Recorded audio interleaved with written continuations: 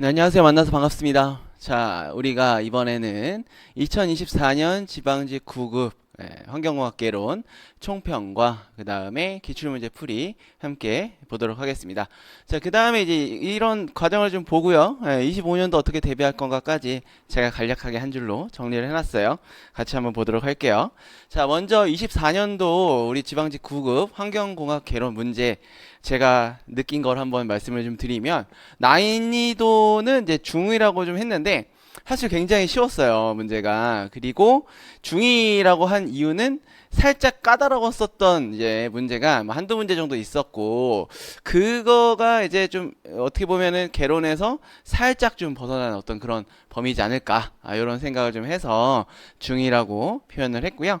이 개론에서 굉장히 문제가 많이 나왔습니다. 이제 보통 개론에서 문제가 내용이 좀 쉽죠. 개론이 처리 기술이나 이런 것보다 개론이 굉장히 좀 문제 난이도가 약간 좀 쉬운 편이긴 한데, 그렇게 되면은 문제를 약간 좀 꼬아서 낸다거나 뭐 살짝 좀 올려서 난이도를 올려가지고 낸다거나 뭐 이러한 어떤 경향들이 있을 거라 이제 우리가 보통 생각을 했는데, 문제가 굉장히 쉽게 나왔어요. 그래서 이 개론에서의 어떤 그런 내용도 쉬웠고, 그 다음에 처리 기술이라든지 뭐 연소, 그 다음에 뭐 상하수도, 공정시험 기준, 뭐 법규 뭐 이제 나오긴 했는데, 그래도 좀 약간 쉬운 문제로 많이 출제가 됐다. 그래서 점수가 굉장히 좀 많이 나왔을 거라고 저는 좀 예상을 좀 하고 있습니다. 범위는 넓으면서 문제 난이도는 좀 쉬웠다. 24년도 이렇게 볼 수 있고요. 그리고 꼭 여기 이런 데서 문제를 좀 냈어야만 했냐 뭐 이런 것도 사실 좀 있었고, 그 다음에 법 같은 경우에 우리가 이거 내가 뭐 안 봤던 내용인데 하더라도 우리가 그냥 기본적으로 이제 알고 있는 어떤 환경의 어떤 기본적인 소양, 교양적인 내용들 이걸로 해결을 할 수가 있었던 부분도 있었습니다.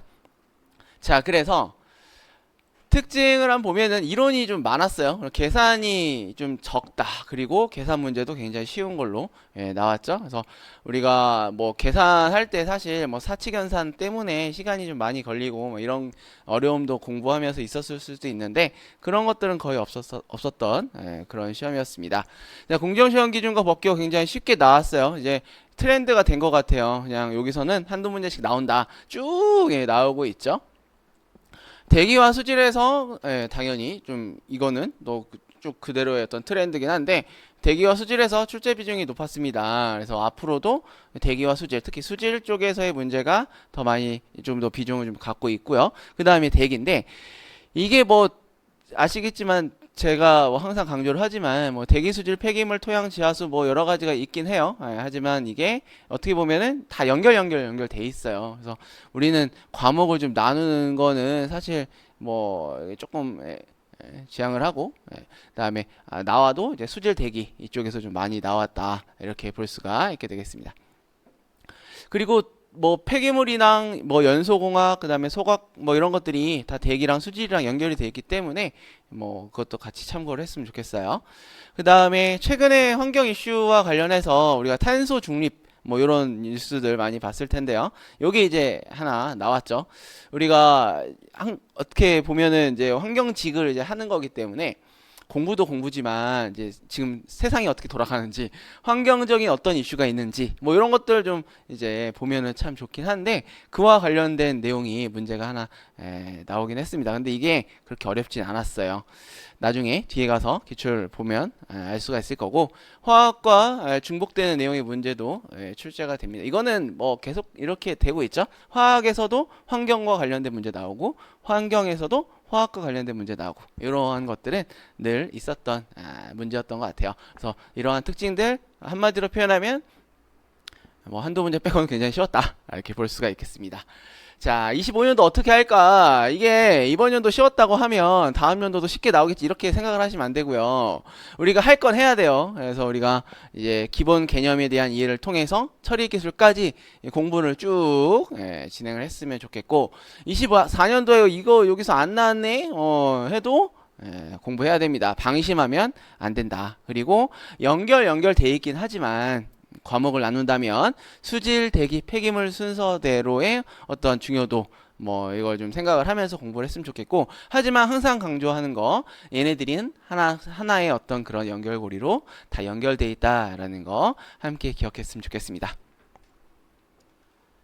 자, 기출문제 같이 한번 풀어보는 시간을 또 갖도록 할게요. 자, 보면 1번부터 볼게요. 자, 이 물환경 보존법상 점오염원과 비점오염원에 대한 설명을 옳은 것은 해서 나와 있는데, 이 점과 비점이라는 개념은 우리가 지금 이거는 물환경이죠. 수질환경과 관련해서 처음 공부를 할 때, 또는 뭐 환경공학 개론을 이제 처음 우리가 접할 때, 수질에서는 점과 비점, 그 다음에 뭐 대기 같은 경우도 뭐 비슷한 내용 용어가 있어요. 이 지금 점오염원을 이제 비점오염원이랑 구분할 수 있겠는가 이건데, 점오염원은 말 그대로 이 포인트, 이 점에서 나오는 거예요. 배출구가 하나여야 돼요.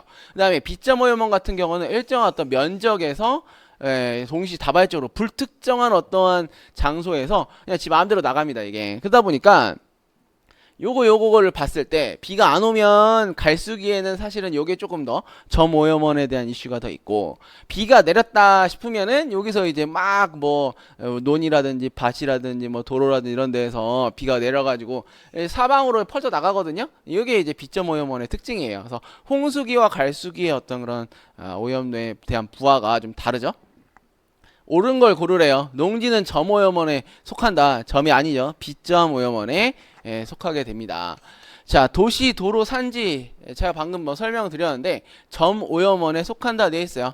이게 이제 이것도 비점오염원 이렇게 가져야 되고요. 1번, 2번 봤을 때 어떻습니까? 논, 밭 이거고, 도로, 산지 뭐 약간 어때요? 규모가 좀 넓죠? 그리고 얘네들은 하나의 배출구가 있진 않아요. 1번, 2번을 같은 걸로 보고 1번, 2번 내용 같은 내용이네 하고 답이 안 되겠네 생각하면 벌써 4개 중에 2개는 답이 아닌 걸 우리가 확인을 할 수가 있죠.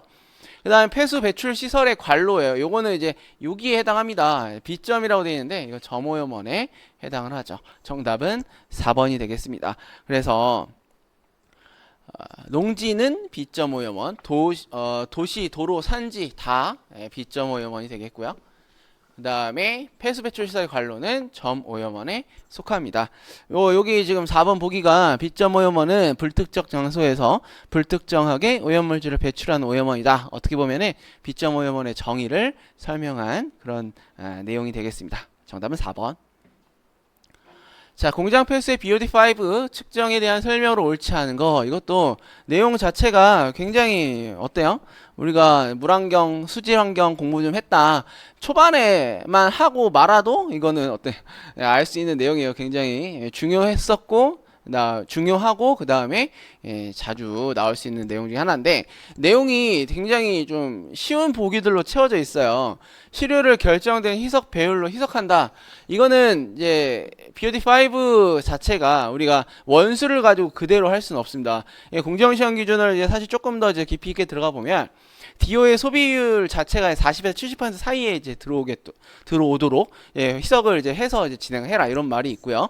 그 다음에 생각을 한번 해봐요. 이거 미생물로 실험을 하는 건데, 정말 그 이제 오염 잔뜩 돼 있는 그런 더러운 물을 가져다가 딱 실험을 하려고 해요. 그러면은 얘네들이 갑자기 가혹한 환경 속에서 살아남을 수 있겠습니까? 미생물이 다 죽어요. 살 수가 없어. 그쵸? 우리도 뭐 건강을 생각해서 그냥 적절하게 다 골고루 먹어줘야 되는데, 너무 헤비한 것만 막 진짜 몇 년을 먹었다 그럼 몸에 이상이 생기겠죠?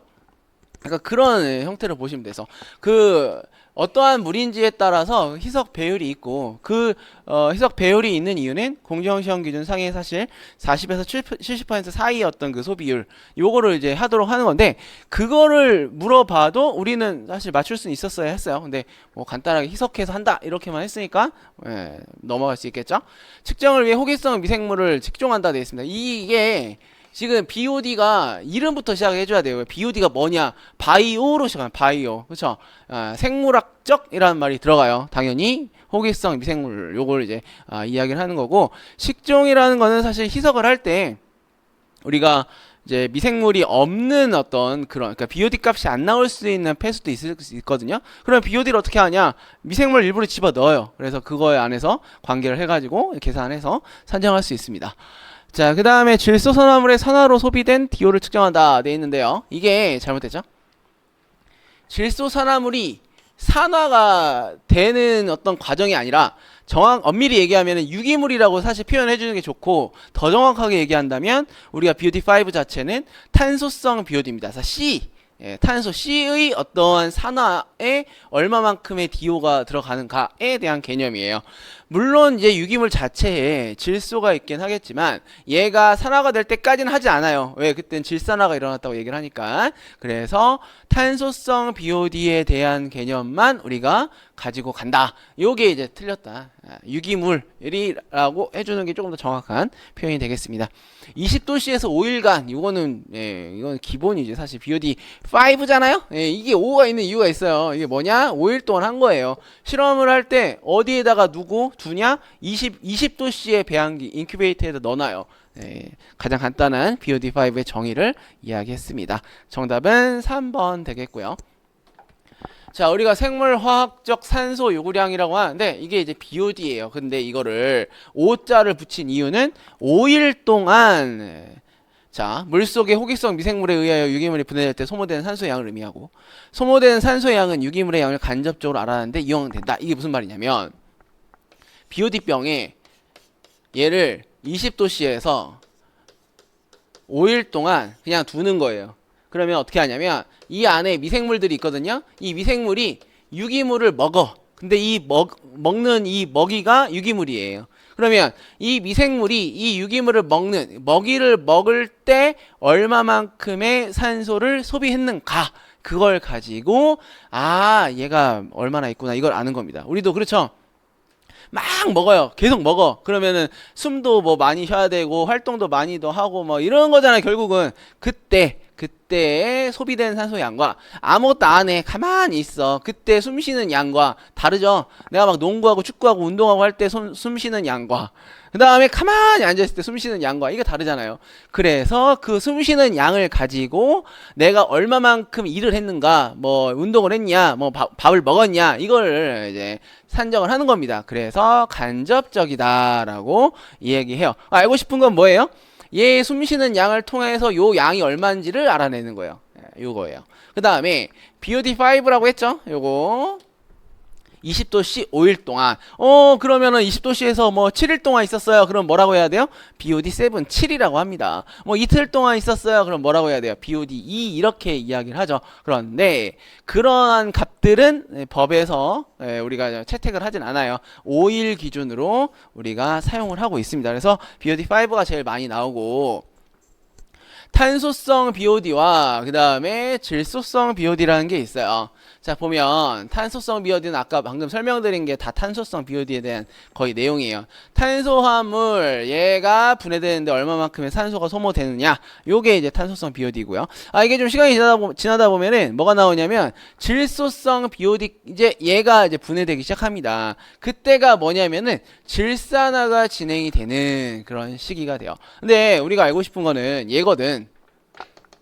그러니까 요거 가기 전에 그만해야 돼, 실험을. 그게 한 5일 정도 됩니다. 일주일 정도가 지나면 7일, 뭐 8일 넘어간다. 그러면 그때는 뭐가? 이 질산화가 진행이 되기 때문에 내가 원래 알고 싶어 하는 그런 값보다 살짝 높은 값이 나올 수가 있어요. 자, BOD5는 질소성 BOD의 영향을 받지 않고 탄소성 BOD의 양을 알아내는데 이용을 하게 되겠습니다. 그래프로 보면은 요 정도 우리가 이제 볼 수가 있는데, 자, BOD5에서 요게 5죠. 그 다음에 여기서부터 뭐가 일어났어요? 이렇게. 이게 질소성 BOD예요. 즉, 요 부분이 한 7에서 한 8일 정도 될 건데, 이게 지나면 어떻게 된다? 질산화가 일어나는 어떤 그런 시기랑 맞물리게 됩니다. 그래서 요거에 이제 연결돼가지고 처리 기술에 활성 슬러지법에서 뭐 이게 좀 시간이 많이 지났다, 뭐 그러면 이제 질산화가 일어난다, 뭐 pH는 내려간다, 그 다음에 질산화 다음에 탈질이 온다, 뭐 이런 것까지 연결이 쭉 되는 거거든요. 그래서 BOD5 이렇게 내용이 되겠습니다. 자, 다음 문제 볼게요. 부영양화가 증가하는 원인이 아닌 거 돼 있는데, 이것도 이제 뭐 보통 좀 여기에서 난이도가 좀 높이려면 뭐가 나와야 되냐면은 부영양화의 어떤 방지 방법이라든지 뭐 이런 것들도 이제 있을 수가 있긴 한데요. 내용 한번 볼까요, 보기를? 일단 부영양화는 부 많다는 거죠. 뭐가 영양이 많다 이 뜻이에요. 이게 어떤 걸 많이 이제 있으면은 얘가 생기냐. 결국은 질소와 인의 유입이 많아지게 되면은 이게 이제 생기게 되겠죠. 그러면 이 부영양화가 나타나는 어떤 그런 환경이 있습니다. 어디냐면은 우리가 정체성 수역이라는 말을 써요.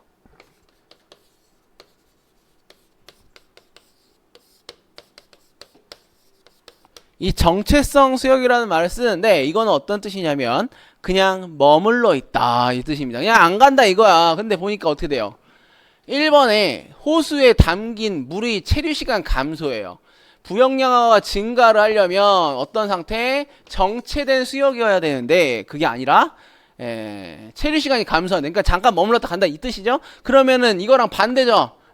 이게 그래서 답이 됩니다. 1번이 정답이고요. 이거의 원인은 N과 P 증가예요. 그런데 그 중에서도 이 인이 조금 더 제한 기제, 즉 더 많은 영향을 준다. 그러면은 지금 얘랑 어때? 이게 2번, 3번은 똑같은 말이야. 결국 강으로 인한 영양염류의 유입 증가, 호수 주변에서 질소 인의 유입 증가, 뭔가가 영양이 부해졌어요. 많아졌어. 그 다음에 인간 활동에 의한 영양물질 유입 증가. 자, 어때요? 느낌이 이게 2번, 3번, 4번 지금 뭐 어떻게 보면 다 똑같은 말 하고 있어요. 그러면 2번, 3번, 4번이 똑같은 의미면 내가 부영양화 몰라도 얘네도 어때? 2번, 3번, 4번의 내용이 똑같으니 답은 1번이 될 가능성이 좀 있다. 이렇게도 우리가 이야기를 해볼 수도 있겠죠. 이건 하나의 뭐 문제 푸는 방법이고 요령 중에 하나고 사실 정확한 내용을 갖고 이거는 문제를 풀어야 됩니다. 왜? 내용이 그렇게 어려운 게 아니었어요. 부영양화 현상에서 나와 있어요. 보면 질소와 인의 증가, N과 P가 증가하게 되면은 이거를 좋아하는 친구들이 많아집니다. 당연하겠죠? 조류가 증식을 해요. 그럼 얘네들은 뭐 하냐? 이제 광합성을 해요. 그러면 광합성량이 증가를 합니다. 그러면 광합성은 뭐예요? CO2랑 H2O가 포도당 C6H12O6와 산소가 되는 과정이죠. 낮에는 이거하고 사실 밤에는 호흡을 하긴 해요. 그러면은 이게 이제 CO2가 감소하고 광합성량이 증가하게 되면 pH가 또 상승하고 용존산소가 증가합니다. 왜? 광합성을 많이 했으니까. 그랬는데 이게 이제 뭐 영원히 사냐? 그렇지는 않죠. 얘네들이 이제 죽었어요. 왜? 굉장히 많은 상태가 된 거지 결국은. 그리고 얘를 먹고 사는 애들이 증가를 하는 거야. 걔네들이 누구냐면 호기성 박테리아입니다. 자, 다시 한번 정리를 하면 영양염류 우리가 얘기하는 N과 P가 증가를 하면서 이 친구들을 좋아하는 애들이 증식을 합니다. 얘네들이 무슨 역할을 하냐면 광합성을 하긴 해요. 그러면 얘네들이 많아졌어. 한 개체가 많아지면은 그렇죠? 얘를 또 좋아하는 어떠한 이 무리가 증가하게 되는 거예요. 얘를 먹어야 되니 먹고 사는 애들이니까. 근데 이 친구들은 호기성 박테리아야. 얘네들은 누구예요? 조류야. 그런데 얘네가 뭐 활동하면서 광합성을 하고 뭐 이렇게 증식하는 뭐 활동하는 살아가는 이러한 이 패턴에 얘가 더 큰 거죠. 왜? 얘는 산소를 증가시키는데 얘는 산소를 소비하면서 얘를 잡아 먹어요. 여기를 보니까. 그러니까 결과적으로는 이 수환경, 물 환경에서 어떻게 됩니까? DO가 내려가게 됩니다. 그러면서 혐기성화가 되고 악취가 발생하게 된다. 뭐 이러한 일들이 부영양화 이렇게 되겠어요. 뭐 가장 간단한 방지 대책으로는 이 인, 질소 이런 영양염류의 유입이 없어야지 사실 되겠죠. 자, 그래서 부영양화 현상이 발생해가지고 호수의 부영양화 현상은 호수의 온도 성층에 크게 영향을 받고, 즉 온도 성층이라는 말을 쓰긴 했는데 이거는 이제 성층 현상에서 정체성 수역의 층이 이제 분리가 약간 좀 있으면서 온도에 의한 층의 어떤 분리가 있으면서 밀도 차에 의해서 정체된 수계의 안정도가 높아진다 뭐 이런 말도 쓰는데요. 물이 안 움직인다 이 개념이에요. 식물성 플랑크톤의 생장을 제한하는 요소가 되는 영양식물은 질소와 인, 이 중에서 인이 더 중요한 제한 물질입니다. 그래서 이 인을 이제 뭐 좀 제거를 좀 하자 해가지고 우리나라의 지금 그 하수처리 시설들에 굉장히 많은 곳에 이 인을 제거하는 장치들이 많이 들어가 있어요. 자, 그 다음에 이제 뭐 산이나 뭐 평야 뭐 유차하고 호수는 수심이 얇고 식물성 플랑크톤의 등식으로 녹색 또는 뭐 갈색으로 흐리다. 이 부영양화가 이제 뭐 나중에 뭐 그러한 녹조 현상이라든지 이런 것들로 연결이 또 되겠죠. 평가를 하는 모델이 있습니다. 이게 지금 이제 이름이 뭐 좀 한 번 정도 물어볼 수 있긴 했었는데 볼렌바이더라는 모델이 이 부영 영화를 평가하는 그런 모델이 됩니다. 그래서 여기에 뭐 수치를 입력을 해가지고 아 이거 지금 뭐 부영 영화의 어떤 정도가 어느 정도 된다 뭐 이렇게 나타낼 수 있어요. 자 다음 폐기물 관리 시 폐기물 발생 단계에서 최우선으로 고려해야 할 사항은 돼 있습니다. 이게 이제 폐기물을 처음에 이제 뭐 공부를 하지 않더라도 알죠. 어떻게 알아요? 일단 요즘은 버리는 게 다 돈이에요. 버릴 때도 돈이고 살 때도 돈이야. 어떻게 해야 돼요 이거? 발생 억제 및 최소화지. 이거는 환경을 내가 그냥 교양으로 좀 알고 싶다. 나 그냥 교양으로 들을래 해도 사실. 그리고 요즘은 초등학교 가도 어때요? 쓰레기 줄여야 돼요, 늘려야 돼요 하면 줄여야 돼요 다 알아. 그래서 최우선으로 고려해야 할 사항은 발생 억제 및 최소화 되겠습니다. 이건 사실 뭐 설명할 게 별로 없어요. 소각, 매립, 뭐 회수인데 이거를 염두에 두고 하냐? 물론 뭐 그럴 수는 있겠죠. 아 얘를 이제 뭐 처리를 할 때 뭐 어떻게 해야 되겠다 생각할 수 있겠지만 그거는 나중에 두 번째, 세 번째에 대한 개념이고 제일 첫 번째는 얼마나 발생을 억제하고 최소화를 할 것인가 이 개념입니다. 자, 소각은 이제 뭐 중간 처리 단계고 매립을 이제 최종 처분, 그다음에 폐열, 에너지 회수 뭐 중간 처리 단계인데 이런 부분에서 뭐 고민을 해볼 수는 있겠지만 우리가 발생 단계에서 고려해야 될 거는 억제와 최소화. 자, 해양 유리 오염 발생 시 방지 조치를 옳지 않은 것 돼 있어요. 근데 이게 지금 뭐 1번, 2번, 3번, 4번 있는데 한번 읽어보면 유흡착제로 해소하여 제거한다. 이거 기름이니까 닦는 거 뭐 이렇게 비슷하게 생각하시면 되겠고 유처리를 살포하 유를 분산시킨다.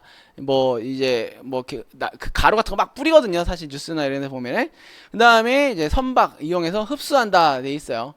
근데 4번이 이제 정답인데 1번, 2번, 3번 같은 경우는 기본적으로 그걸 이제 오염된 물질이나 이런 것들을 분해하거나 회수하거나에 대한 개념이에요. 근데 4번이 어떤 개념이냐면 깨끗한 심층수로 희석 확산시켜 유리의 농도를 낮춘다에 되어 있습니다. 이게 사실 이거 지금 이게 약간 정치적인 내용이 좀 있기 때문에 조심스러운데 얘는 어떻게 보면은 이만한 기름이 지금 바다에 나왔거든요. 이게 농도를 따지면 여기만 갖고 농도를 계산해야 돼요. 그럼 얘가 농도가 100이었어. 근데 얘를 골고루 다 퍼뜨렸어요. 이렇게 이런 식으로. 얘는 1이야. 이런 게 100개 있겠죠? 그러면 농도는 1이에요. 100에서 1로 줄였지만 양은 어때요? 양은 똑같아요. 이거는 근본적인 어떠한 제거나 처리에 대한 개념으로 사실 볼 수는 없어요. 희석이기 때문에. 그래서 여기에서 옳지 않은 거를 4번으로 우리가 생각을 하면 되겠습니다. 해양 유리 오염에서 희석 확산의 유리 오염의 농도를 낮추는 거는 적절한 방지 조치로 될 수가 없습니다. 깨끗한 심층수인데 이것도 어때요? 저 밑에 있는 바닷물이에요. 끌어올려가지고 이제 한번 이제 뒤섞어가지고 농도를 낮춘다라는 개념이거든요. 그렇죠? 그래서 정답은 4번이다.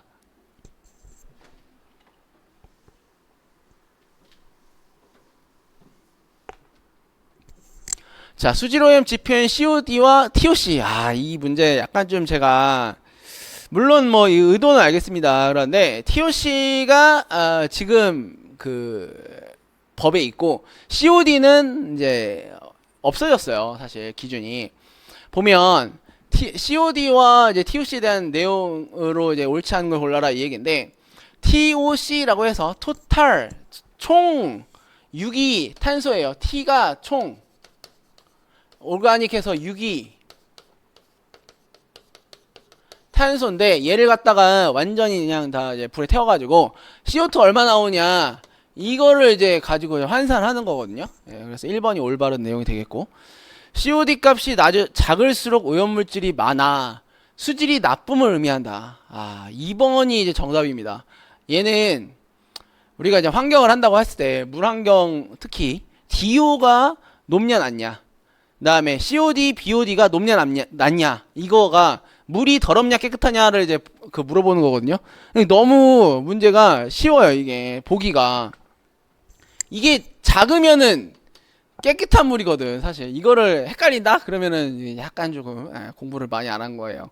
그래서 이게 나쁨이다, 이게 반대이기 때문에 정답이 이제 2번이 되겠고, 얘도 마찬가지로 너무나 너무 뚜렷해요. 보기가. 그쵸? 2번, 1번, 3번, 4번 몰라도 2번 틀렸다는 거 알면 바로 답으로 고를 수 있어요. 이래서 문제가 너무 좀 쉽게 나왔지 않나 생각이 듭니다. COD는 수중 유기물을 강한 산화제로 산화시킨 후 측정된 산소 요구량이다. 강한 산화제 우리가 기억해줘야 돼요. 뭐예요? 과망간성 칼륨.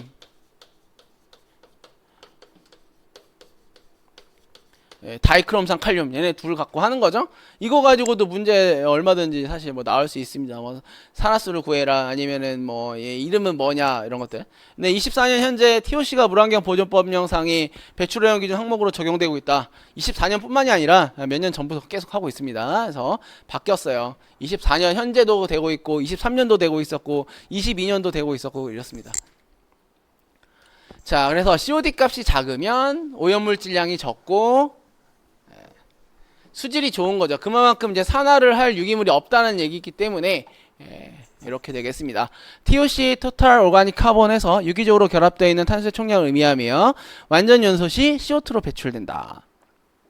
COD는 이제 강력한 산화제를 이용해요. 그래서 유기물을 이제 분해를 시키는데 그 산화제가 얼마나 들어갔는가, 그걸 가지고 산소의 양을 환산을 합니다. 산성 과망간성 칼륨법, 염기성 과망간성 칼륨법, 다이크롬산 칼륨에 의한 방법, 그래서 세 가지로 시험 방법이 되어 있고요. COD, MN, CR 이렇게 이제 표기를 하는데 과망간성 칼륨 같은 경우는 두 개가 있다고 그랬죠. 산성 이런 식으로 표현하고요. 염기성 뭐 이런 식으로 이제 표현을 합니다. 그래서 생물학적으로 이제 좀 안 된다 하는 경우에 COD를 예전에 했었고, 특히 이제 해수, 염소의 어떤 그런 방해가 있다거나 하는 경우에도 가능했었는데요. 지금은 이제 TOC를 채택을 해서 적용을 하고 있습니다. 자, 유기성 폐기물을 염기성 소화 시 나오는 가스의 성분 중 에너지로 사용되는 거 돼 있어요. 이게 지금 뭔가 NO2, CH4, 메탄, HCHO, PAN인데 뭐 메탄이 되겠죠. 그래서 염기성 소화라는 개념 자체가 우리가 이러한 유기물이 어떻게 돼요? 유기산이 됐다가 이 유기산이 결국은 이 염기성 미생물에 의해서 분해가 되겠죠. 이때 요 C가 어디로 갑니까?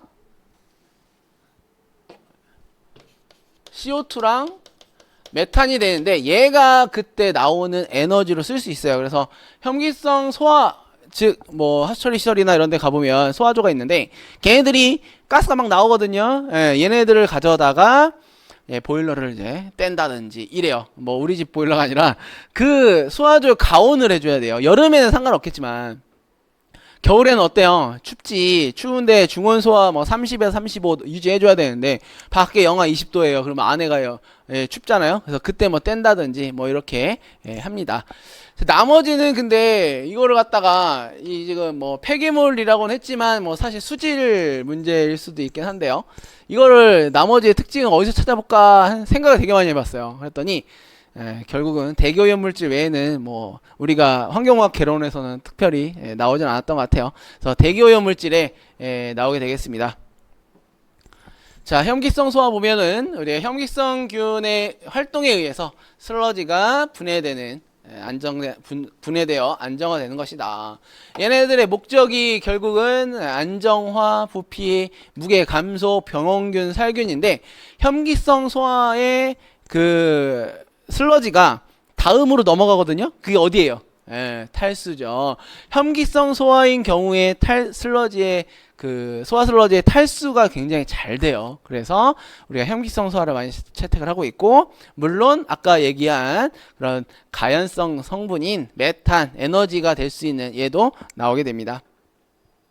자, 그래서 너무 이제 농도 높아가지고 이제 호기성으로 처리하기 힘들다 하면은 이런 분뇨 이런데 염기성 소화조를 채택을 하고 있죠.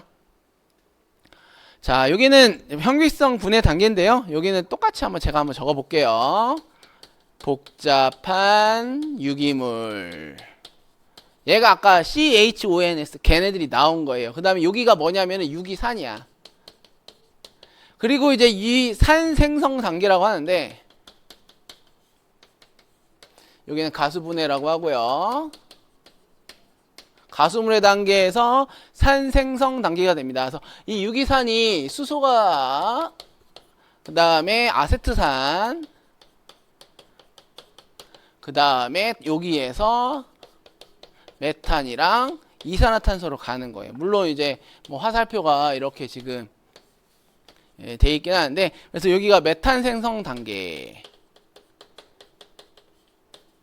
이렇게 이야기합니다. 그래서 형기성 분해 단계를 간략하게 그림으로 표현했는데 우리는 아까 유기물이 유기산이 됐다가 결국은 메탄, CO2 뭐 이런 걸로 된다. 이렇게 기억하셔도 돼요.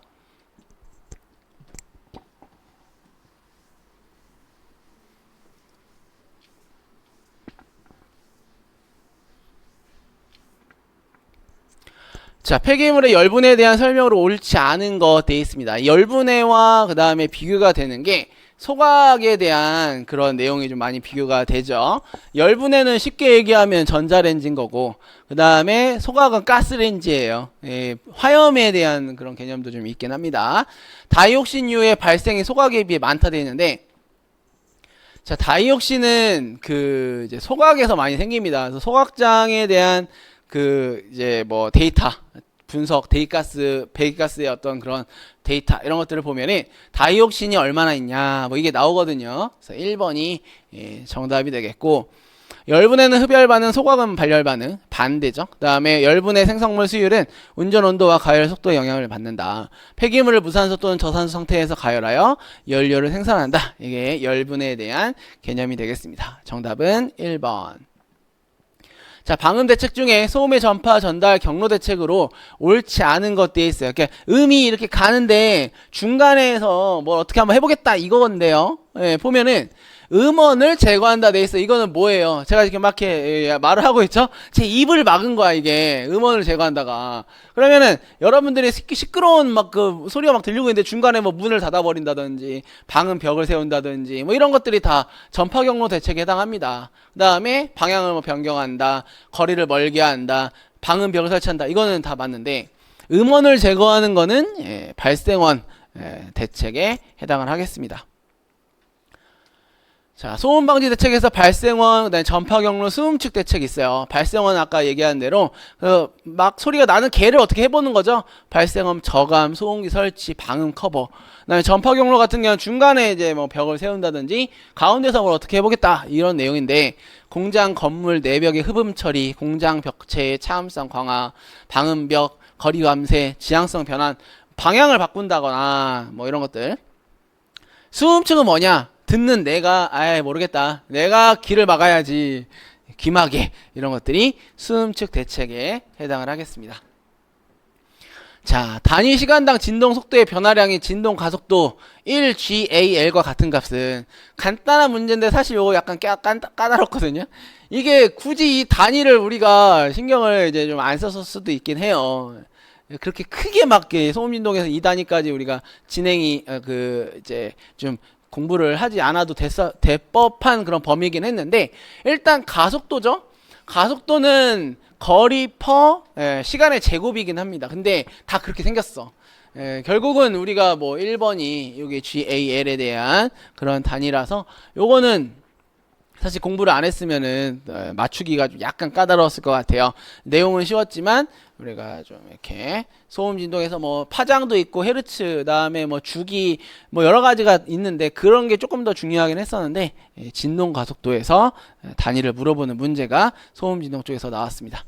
자, 그 다음에 경도와 관련된 내용 볼게요. 경도라는 거는 물의 단단한 정도, 물의 색이 뭐 이렇게 얘기를 해서 CaCO3, 그쵸? 탄산칼슘에 대한 상당량으로 표현을 하는 걸 의미합니다. 그래서 경도가 높다, 우리가 경수, 경도가 낮다, 뭐 연수 이렇게 얘기를 해요. 경도가 큰 물은 물때를 스케일이라고 하죠. 온수파이프를 막을 수 있다. 다음에 경도가 50mg/L as CaCO3 이하의 물을 경수라고 한다 돼 있습니다. 경수가 뭐예요? 경도가 높은 물이야. 그런데 이하래요. 이하라는 단어를 쓰려면 연수에 맞겠지 좀 더. 그쵸? 경도가 낮은 물이니까.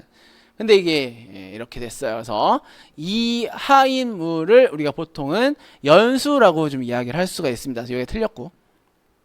그 다음에 칼슘, 마그네슘 이온이 되어 있는데 이게 경도를 유발하는 물질 한마디로 얘기를 하면 어떻게 돼요? 이가, 양이온, 중금속 이렇게 되기 때문에 이게 지금 맞죠? 됩니다. 알칼리도가 총경도보다 작을 때 탄산 경도는 알칼리도와 같다. 자, 알칼리도를 유발하는 물질과 총경도인데요. 네, 탄산 경도 얘네 둘이 만나서 얘가 돼요. 그러면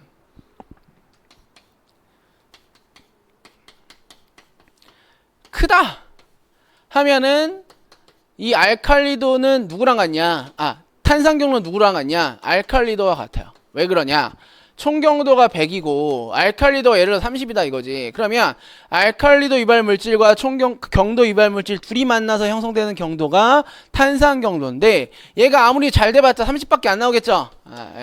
이렇게 이제 됩니다. 그래서 요건 올바른 그런 내용이 되겠고, 자, 그 다음에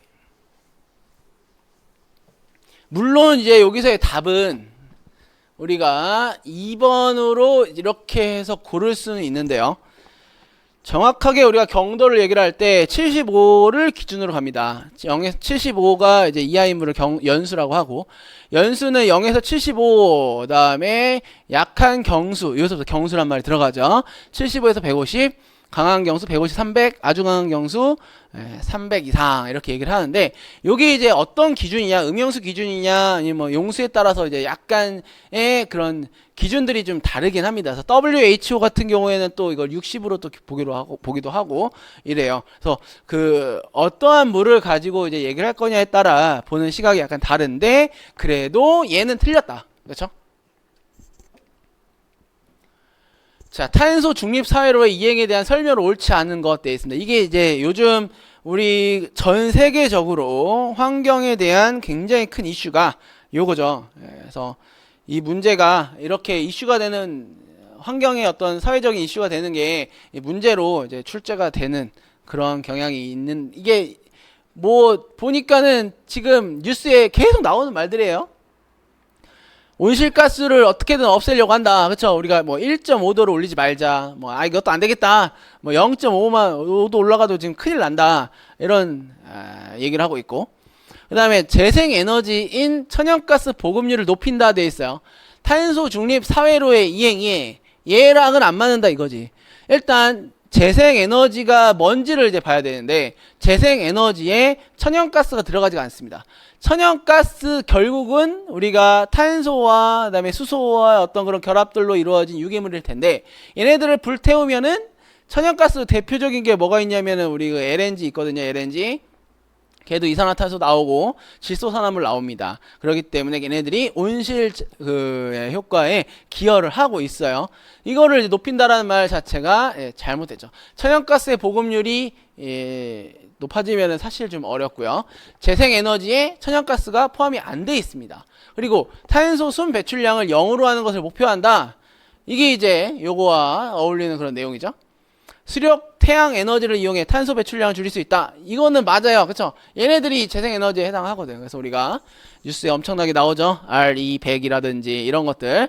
앞으로 이제 우리 큰 회사들이 재생에너지만으로 만든 것만 나는 받을래 이거예요. 큰 원청에서. 그러면 그 밑에 이제 우리가 그 하청 업체들, 우리가 뭐 조금만 부속을 납품한다든지 이런 업체들이 그거에 준해서 해줘야 된다 이거예요. 2차 그 도급 업체들이. 그래서 이런 내용들이 여기에 이제 비슷한 우리 뉴스에서 듣는 그런 것들입니다. 재생에너지는 천연가스가 포함이 되지가 않다 이거죠. 요거는 사실 법에서 찾아볼 수가 있어요. 신에너지 및 재생에너지 개발 이용 보급 촉진법에서 이런 게 나와 있습니다. 신에너지, 기존의 화석 연료를 변환시켜 이용하거나 수소, 산소 등 화학 반응을 통하여 전기 또는 열을 이용하는 에너지로서 다음의 것들을 해당한다. 수소 에너지, 연료 전지, 그 다음에 이제 여기 뭐 가스화 에너지, 뭐 대통령령으로 정하는 기준의 범위에 해당하는 에너지에 돼 있고, 천연가스가 아닌, 돼 있죠. 천연가스가 아닌. 그 다음에 재생에너지라 해서 나와 있어요. 우리가 알고 있는 태양, 물, 뭐 지열, 강수, 뭐 조력 이런 것들도 다 여기 뭐 포함이 되는 건데, 태양, 풍력, 수력, 해양, 뭐 그다음에 지열 이런 것들로 그냥 순수하게 자연의 어떤 그런 현상들을 이용해서 우리가 만든 그런 에너지입니다. 그래서 저 예전에 이런 생각을 한 적이 있어요. 자동차에 태양열 태양 패널 다 달아가지고 이제 뭐 이렇게 다니게 하면 되지 않겠냐 했더니 아직까지는 그 정도 효율이 안 나온다고 하더라고요. 자, 생물 자원, 뭐 변화하는 바이오 에너지 뭐 이런 것들이 있고, 그 다음에 쭉 가가지고 여기 똑같이 있죠.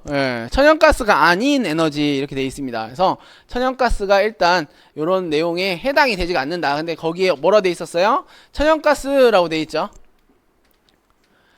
황합류 화석 연료의 완전 연소 시 주로 발생하는 1차 오염물질로서 황화물에 해당하는 것은, 자, 우리 대기오염 물질의 1차, 그 다음에 2차, 뭐 이런 것들이 있었습니다. 1차 그 오염 물질이라고 하는 거는 결국은 배출원에서 직접 튀어나오는 걸 얘기를 하는데요. 여기서 해당되는 게 1번입니다. 1차 대기오염물질에서 배출 및 발생원에서 직접 대기적으로 배출되는 오염물질을 의미한다. 2차는 1차가 한 번 더 뭔가가 해가지고 광학적인 반응, 사실 2차 대기오염물질을 정의하는 거에서 이 광학적 반응이라는 말이 이제 굉장히 중요한 키워드예요. 그래서 요거를 꼭 넣어줘야지만이 2차 대기오염물질을 에 대한 정의를 잘 했구나 알 수가 있습니다. 1차도 되고 2차도 되는 거 있는데 이거는 둘 다 나올 수 있다 이 얘기죠. 자, 에틸렌 1몰이 완전 연소될 경우 부피 기준 공연비 안에 다 들어가 있어요. 공기와 연료에 비해요. 공기가 위에고 밑에가 연료예요. 연료. 그런데 뭐로 구하래요? 부피 기준으로 구하래요. 그 다음에 부피비가 0.21이다. 자, 우리가 그러면 에틸렌이 일단 뭔지를 알아야 되는데, 야, 이거 뭐야. 에틸렌이 뭔지 안 써놨어. 치사하죠? 자, 그래서 보면 이제 에틸렌이라는 거는 우리가 이 아세틸렌이 있고 사실 에틸렌이 있는데, 에틸렌이 4개짜리예요. 2개가 아세틸렌. 아라고 하면 뭐예요? 뭔가 배고파, 밥이 부족해, 그쵸? 아세틸렌. 가뜩이나 지금 탄소 2개의 수소가 부족하게 결합되어 있는데 아자가 붙으니까 더 부족한 거야. 2개. 에틸렌은 뭐다? 4개. 그래서 많이들 헷갈려 합니다. 그럼 얘가 산소랑 결합을 해야 되죠? 이렇게. 그 다음에 CO2 H2O가 되겠지. 자, 그리고 이 문제를 이렇게 에틸렌이 뭔지도 안 알려주고 이렇게 그냥 했다. 이게 난이도를 나는 살짝 올리겠어요. 뭐 이런 개념인데, 우리가 화학이랑 열심히 했다 하면은 에틸렌 정도야 정말 많이 나오는 거였기 때문에 어렵지 않을 겁니다. 그 다음에 이제 개수를 맞춰보면 되거든요. 2개죠. 그러면 수소 몇 개? 4개. 그럼 여기도 4개 있어야 되지. 이렇게 마지막에 산소의 개수를 맞춰볼 건데, 요거는 몰라요. 아직 네모 곱하기 2는 2는 4, 1은 2 이렇게 돼요. 그럼 네모 얼마? 네모가 3이 됩니다. 자, 요런 거 할 때 우리가 뭐 전혀 뭐 그런 거 의식할 필요가 없어요. 나는 구구단 하러 온 게 아닌데 우리 개수 잘 맞춰보면 되는 거기 때문에. 자, AFR이니까 공기와 연료의 비죠. 연료는 1이야. 그럼 얘는 그냥 1이네. 몰비가 1이지. 1몰 3몰의 산소와 만나서 2몰의 CO2와 2몰의 H2O가 나오는 거니까. 그러면 나 이거 다시 부피로 바꿔야 되나? 부피로 바꾸려면 어떻게 합니까? 22.4리터. 뭐 이렇게 뭐 해줘도 되겠죠? 이상기체 상태이며 온도 압력은 일정하다. 뭐 0도씨 일기압으로 가정하면 되니까. 근데 이렇게 하면 돼요? 이렇게 하면은 힘들어. 왜 힘드냐면 숫자가 너무 커져요. 어차피 몰비와 부피비는 같기 때문에 그냥 하면 됩니다. 22.4를 쓸 필요가 없어. 이게 1리터라고 할 수도 있는 거잖아요. 그래서 그냥 1로 가면 돼. 1. 자, 이거와 같아요. 똑같다 이거야. 그러면 이때 필요한 산소 양은 3이네. 공기를 구하래요. 그럼 어떻게 하면 돼? 공기 양은 산소에 이론 산소량에다가 뭘 나눠줍니까? 예, 얘를 나눠주면 되지. 이렇게. 그게 바로 공기의 양이 됩니다. 부피비 또는 몰. 얘를 갖다가 여기다 넣어주면 되겠네. 이렇게. 요것만 계산을 잘 해주면 되는데, 아, 이게 우리의 머리를 한 번 더 쓰게 만들었어. 세상에. 1.4 곱하기 10, 2.4 곱하기 10, 뭐 9.53. 왜 이거를 갖다가 굳이 이렇게 했을까? 예, 보기를 뭐 좀 보기 편하려고 했나 모르겠지만 우리는 어떻게 해야 돼요? 그냥 계산 다 해야 돼요. 그래서 AFR을 부피로 이제 계산하면은 1분의 3 곱하기 0.21분의 1입니다. 이것도 20%라고 문제의 조건이 나오면 0.2만 하면 되는데 21%라고 콕 찍어서 나왔기 때문에 0.21로 나눠줘야 되겠죠. 급하게 해야 됩니다. 급하게 계산을 그냥 정확하고 빠르게. 그러면 우리가 결국은 3 곱하기 0.21분의 1이니까 이거 바로 합니까? 바로 해요? 아, 이 0.2 나누기 해야 되네. 결국 0.21분의 3이네. 뭐 이거 가지고 이제 뭐 3 해가지고 뭐 0 이렇게 약분이라는 거 먼저 해야 되겠죠. 그래서 얘 1이고 얘는 0.7 이렇게 될 겁니다. 그래서 0.07분의 1이 결국은 되는 건데 14.2857 나와요. 그러면은 1.4 곱하기 10이라고 써주면은 뭐 대략 비슷하겠죠. 이렇게 해서 계산을 해라.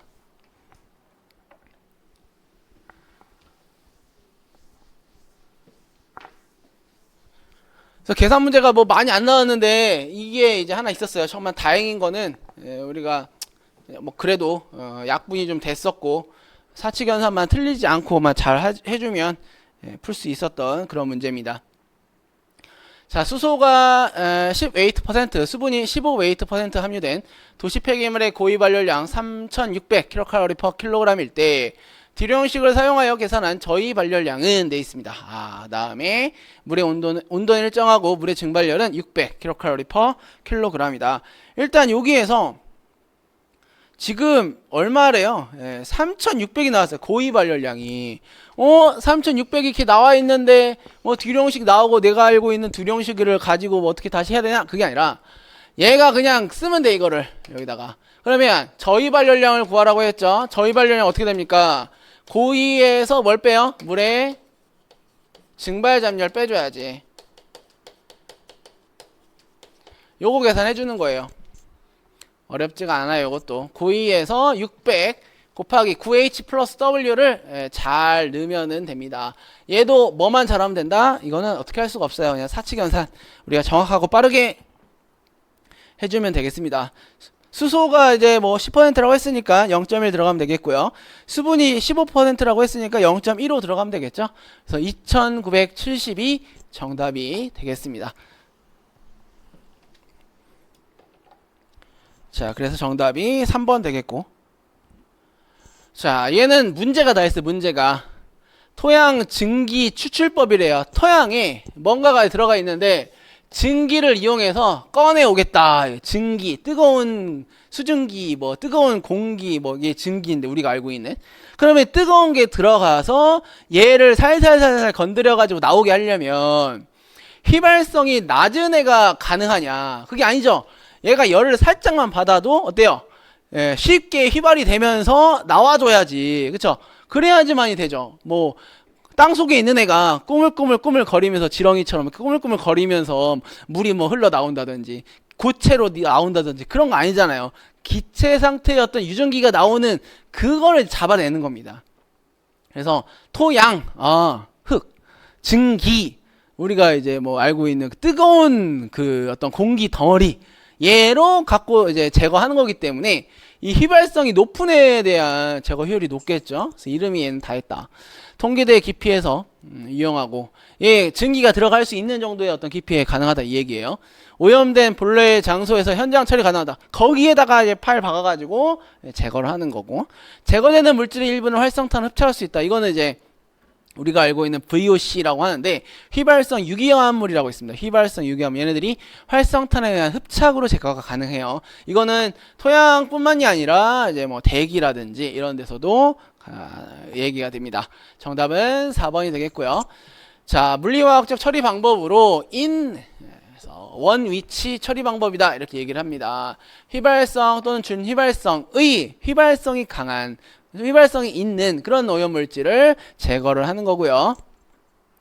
뭐 대략적으로 그림은 이렇게 생겼어요. 그래서 여기가 이제 오염의 어떤 그 층이 있으면 여기로 뜨거운 공기를 불어넣어서, 즉 증기를 불어넣어서 공기의 흐름을 이렇게 가게 한 다음에, 증기 흐름을 이렇게 가게 한 다음에 여기에서 골라내 가지고 위로 끌어올리는 거지. 그러면서 이제 모아온 하나의 어떤 포인트에서 계속 오염물질이 나오니까 얘네들을 제거하는 그런 방법이 바로 토양 증기 추출법 이렇게 되겠습니다.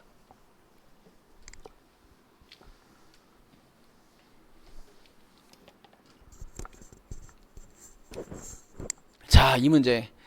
자, 제가 이제 시험 딱 끝나고 이제 딱 기출문제 다운을 받아가지고 이제 한번 읽어봤어요. 아, 어떤 문제가 나왔나. 환경정책기본법 시행령상 수질 및 수생태계에 대한 하천의 생활환경 기준에서 좋음 등급의 기준으로 옳지 않은 것 딱 여기까지 읽어봤을 때, 야, 설마 여기서 낼까 치사하게. 그래서 문제 시험들 여기서 내면 우리 학생들 어떻게 하라고. 왜냐면 그 내용이 굉장히 많고 매우 좀 좋은 뭐 쭉 등급이 있고, 그 다음에 이게 되게 종류도 많아요. 그래서 이거는 외우기가 참 어려워요. 외워야만이 또 풀 수 있고. 그래서 아, 이거 진짜 너무한 거 아닌가라는 생각이 좀 들었는데, 보기를 보는 순간 아, 그렇구나라는 이해가 좀 됐어요. 자, 총 유기탄소 용존산소 총인 총대장균인데 얘네들은 얼마 이하, 얘네들이 숫자가 높으면 나쁜 물, 더러운 물이에요. 숫자가 높으면. 총 유기탄소 총인 총대장균군은 숫자가 높으면 더러운 물이야. 그래서 좋은 뭐 나쁨 단계 쪽으로 가줘야 돼요. 숫자가 커지면 커질수록. 그런데 DO 값은 숫자가 커지면 깨끗한 물이에요. 그러면 지금 좋은 등급이죠. 좋은 등급에서 DO 값이 5 이하다라고 얘기할 수가 없어. 왜? 이거 이하면은 점점 나쁜 더러운 물 쪽으로 가는 거기 때문에 그렇습니다. 그래서 이상이라는 개념이 용존산소에는 적용이 돼요. 그러면 그 내용만 알면 DO가 높을수록 깨끗한 물이구나라는 것만 좀 어느 정도 이해를 했으면은 찍더라도 얘를 찍어야 돼. 그렇죠? 그래서 이런 어떠한 출제자의 의도가 좀 숨어 있지 않았나라는 생각이 좀 들고요. 물론 그 수치를 이제 다 외우고 있었다라고 한다면은 크게 뭐 그냥 이제 골라내면 되니까. 근데 숫자가 똑같아. 5 이상이어야 돼, 이상. 여기가 바뀌었어요, 이게. 그래서 어떠한 이 오염물질에 대한 특성을 이해를 하고 있는가? 요거를 물어보는 문제였던 것 같아요, 제 생각에. 정답은 그래서 2번입니다. 자, 다음 중 오존 파괴 지수 ODP라고 하는데 얘가 가장 큰 거. 일단 오존을 잘 파괴를 시키는 친구들은 뭔가가 좀 많이 달려있고 다양하게 달려있어요. 그런 친구들이 있고, 이 ODP에 대한 기준이 CFC11, 얘를 1로 기준으로 해서 다른 애들은 이거에 비해서 얼마나 많은 오존을 파괴하는가에 대한 지수를 의미합니다. 11을 113, 물론 내가 이거 봤을 때 정확하게 이게 뭔지는 잘 모르더라도 탄소를 기준으로 해서 뭔가 좀 비슷한 애들이 있어요. 물론 실제로 얘네들의 ODP 값도 비슷합니다. 할론이라는 건 뭐냐면 1301 했는데 얘가 탄, 불, 염, 부예요. 그래서 탄소에 불소와 염소와 브롬이 결합되어 있는 물질 할론이라고 해요. 그러면 CFC 같은 경우에는 우리가 뭐 탄소와 불소와 염소에 대한 개념을 한번 보거든요. 근데 뭐가 더 있어? 더 많아 얘네. 그래서 ODP를 이렇게 표현을 하는데 결과적으로 보면은 1.0, 0.8, 1.1 해서 얘네들은 좀 약간 비슷한 그런 수치고 얘가 10이에요. 제일 많아요. 그래서 오존의 소모를 얼마나 시키는가에 대한 개념이고, 이게 이제 얘네들 말고도 많잖아요. 그래서 브롬이 이제 많을수록, 브롬이 많이 달려있을수록 ODP 값이 좀 높아지는 그런 경향은 있습니다. 항상 근데 얘네들이 또 딱 맞게 이제 그 개수만큼 늘어나는 건 아니에요. 그래서 물질마다 각각의 고유값들이 약간의 그런 양상은 이제 조금 비슷한 양상은 있지만 숫자들은 이제 다 다르거든요.